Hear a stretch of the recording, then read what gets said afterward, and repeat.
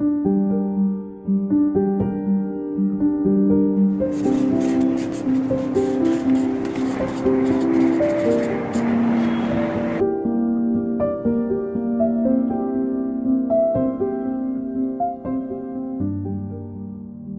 mon dernier passage dans le village dans lequel j'ai grandi au Japon. J'ai voulu me promener dans les coins dans lesquels je jouais enfant et je n'ai rien trouvé. Et je ne parvenais même pas à trouver mon chemin.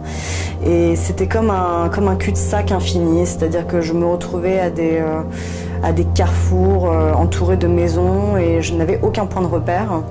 Et c'est vraiment, je pense, ce qu'on retrouve aussi dans mes dernières toiles, c'est vraiment, on peut suivre certains chemins et puis à un moment, ça s'arrête.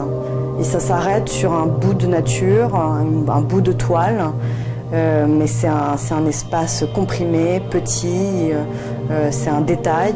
Et si on contourne ces choses-là, on ne les voit même pas.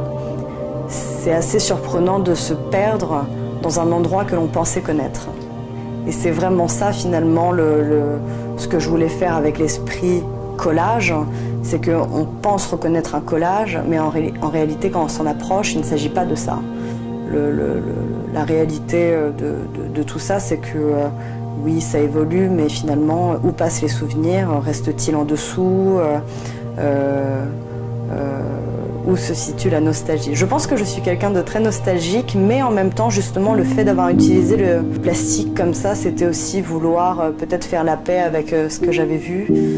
On pourrait penser que c'est un découpage, ça représente aussi bien une map vue du dessus d'une ville brisée puis reconstruite.